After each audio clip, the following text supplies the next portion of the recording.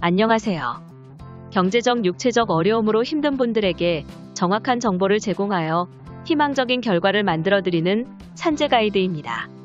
산업재해 보상보험법 제37조 제2항은 근로자의 고의 자해행위나 범죄행위 또는 그것이 원인이 되어 발생한 부상, 질병장애 또는 사망은 업무상의 재해로 보지 아니합니다.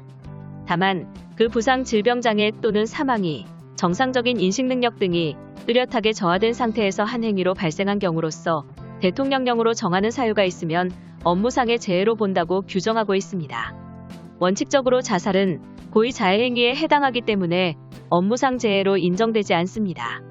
다만 예외적으로 업무상의 원인으로 정상적인 인식능력 등이 뚜렷하게 저하된 상태에서 한 행위일 경우 업무상 재해로 인정됩니다.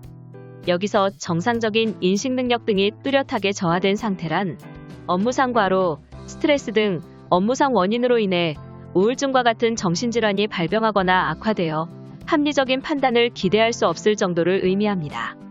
판례는 업무로 받는 스트레스가 사회 평균인 입장에서 보아 도저히 감수하거나 극복할 수 없을 정도여야 업무와 자살의 상당 인과관계를 인정할 수 있다고 보았습니다.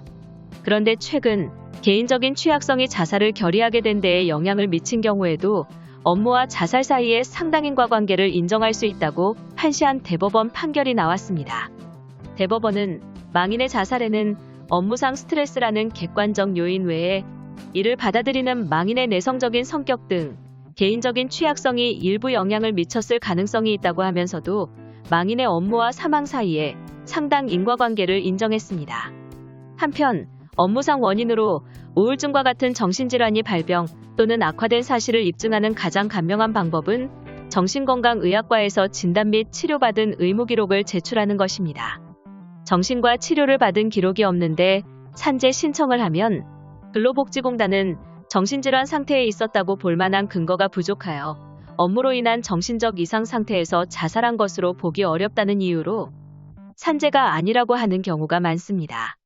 산재 승인을 받으려면 자살 전에 정신과적인 치료를 받았을 시에 업무상 원인으로 자살하였다는 인과관계를 입증하는 것이 좀 더 수월할 수는 있습니다.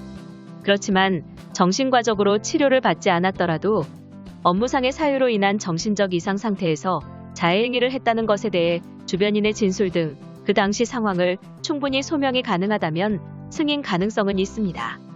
요약하자면 자살의 경우 근로자의 고의 자해행위로 보아 원칙적으로는 산재로 인정되지 않습니다. 그렇지만 그러한 자살이 정상적인 인식능력 등이 뚜렷하게 저하된 상태에서 한 행위로 발생한 경우로서 업무상의 사유로 발생한 정신질환으로 치료를 받았거나 받고 있는 사람이 정신적 이상 상태에서 자해행위를 한 경우이거나 업무상의 재해로 요양 중인 사람이 그 업무상의 재해로 인한 정신적 이상 상태에서 자해행위를 한 경우 그 밖에 업무상의 사유로 인한 정신적 이상 상태에서 자해행위를 하였다는 것이 의학적으로 인정되는 경우에 해당한다면 예외적으로 산재로 인정받을 수 있습니다. 산재 가이드는 법률적으로 문제가 될 수 있는 부분에 관해 상세히 설명을 드리고 해결책을 제시하는 길잡이를 해드립니다. 항상 노력하는 자세로 의뢰인의 이익을 최우선하는 모습을 보여드리겠습니다. 그 밖에 더 많은 정보는 네이버 산재 가이드 카페로 오시면 확인하실 수 있습니다. 내용이 마음에 드셨다면 구독과 좋아요, 알림 설정 부탁드립니다. 더 좋은 내용으로 찾아오겠습니다. 감사합니다.